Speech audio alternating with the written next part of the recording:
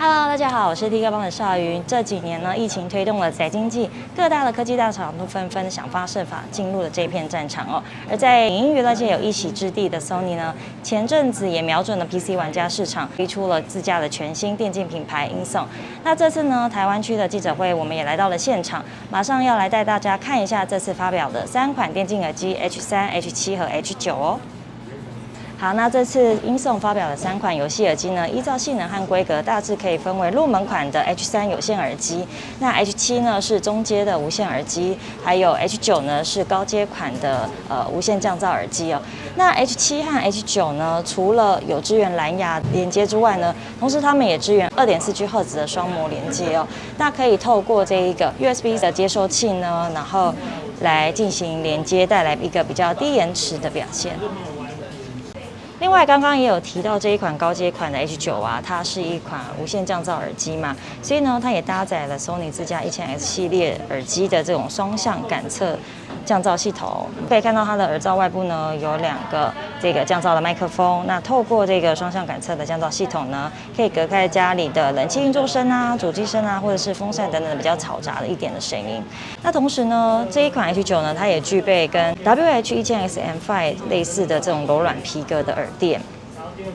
可以带来比较舒适跟隔音的体验哦。那另外呢，这个 H7跟 H3呢，它们使用的这个耳垫的材质呢，则是尼龙的材质，相对的比较透气一些。那3款耳机呢，都具备比较宽广的这个头戴设计哦。另外呢，我们可以看到它也采用了这个低侧压的设计，可以在侧边这个地方加厚，带来一个比较舒适的佩戴感、平衡感跟稳定性。再搭配一个耳罩的大小呢，也是比较大的，所以可以完整覆盖你的耳朵，避免这个长时间佩戴下的一个压力的问题。好，那在外观部分呢，我们可以看到它们都是统一采用这种磨砂的质感，以及这个外白内黑的这种配色的简约风格。然后同时呢，在这个耳机的椭圆耳罩上面呢，都有加入一个悬吊式的麦克风。那我们可以看到3款都具备这种悬吊式的麦克风，有一个比较特别的设计，就是它上翻之后呢，就可以自动将麦克风设为静音。那这个部分我觉得是还蛮有巧思的啦。好，那我们接下来也带大家快速的看一下这个3款耳机的操控界面的配置哦。那首先在 H3 这个入门款的左耳罩部分呢，则是有一个这个音量的控制转盘。那 H7 呢，除了有音量控制转盘之外呢，另外它还有一个 Type-C 的充电部。那右耳罩部分呢，则是有像是比较一次性的操控的开关机电源键啊，还有蓝牙的连接按键。另外呢，它则是可以单独的来控制语音聊天和游戏声音的功能，这里有一个这样子的按键配置。那最后是 H9 的配置哦，左耳罩一样有这个音量的控制转盘，然后因为它具备这个降噪的功能嘛，所以还有这个主动式降噪跟环境音的切换键。Type-C 的充电部，那右耳罩部分呢，则是一样有电源键、蓝牙连接键，以及可以单独控制语音聊天和游戏声音的这个按键。另外呢，这个 H9， 我们可以看 H9 这里还整合了一个环形的 LED 提示灯哦。那在不同的灯号显示之下呢，我们可以快速来辨识耳机当下的连接状态哦。在驱动单体的部分呢 ，H7 和 H9 呢都强调采用独特形状的这个振膜。那这2款呢使用的是40mm 的驱动单体，搭配 EDCCA 的音圈，那能够以高顺应性呢来重现比较高频率的声音。另外呢，搭配上这个耳机耳壳上面的空气导管啊，可以优化低音的在线。游戏中的比较爆破的一些震撼画面啊，能够有一个比较好的表现跟体验。那再来是INSONG H3 呢，它使用的是40mm 的这个驱动单体，搭配的是 CCAW 的音圈哦。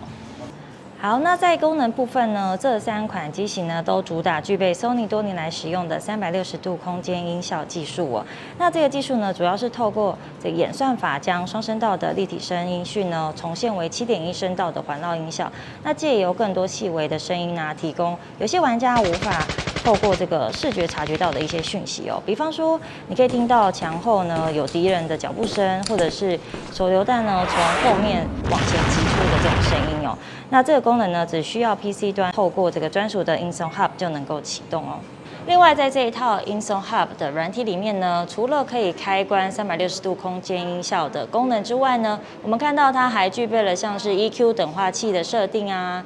然后这个动态范围的调整。那因为我们配对的是 H9嘛，所以它具备了降噪功能。那这里呢，也可以切换降噪或环境音的部分哦。最后呢，还有一个音量的控制，软体里面也可以调整一下，你要侧重于游戏的声音还是聊天的声音哦。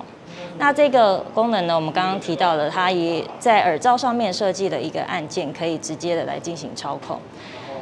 好，另外呢，还有这个麦克风音量的控制调整等等。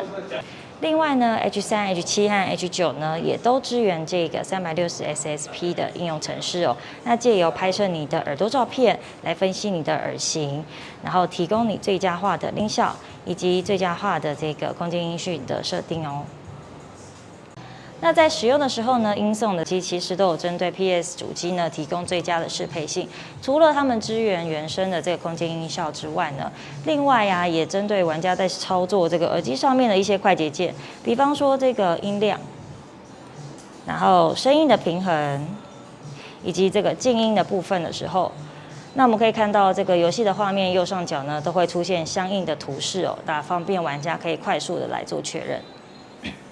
在续航力的部分 ，H7 呢，它的最长使用时间是40个小时。那 H9 呢，因为支援主动式降噪嘛，所以在关闭 ANC 的状态下，它可以连续使用30个小时。那这两款呢 ，H7 跟 H9 呢，都是支援快充的，快充10分钟可以使用1个小时哦。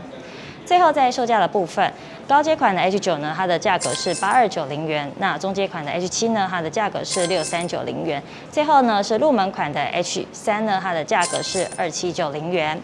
那其他的重点规格部分，我们也整理在画面上，让大家做一个参考。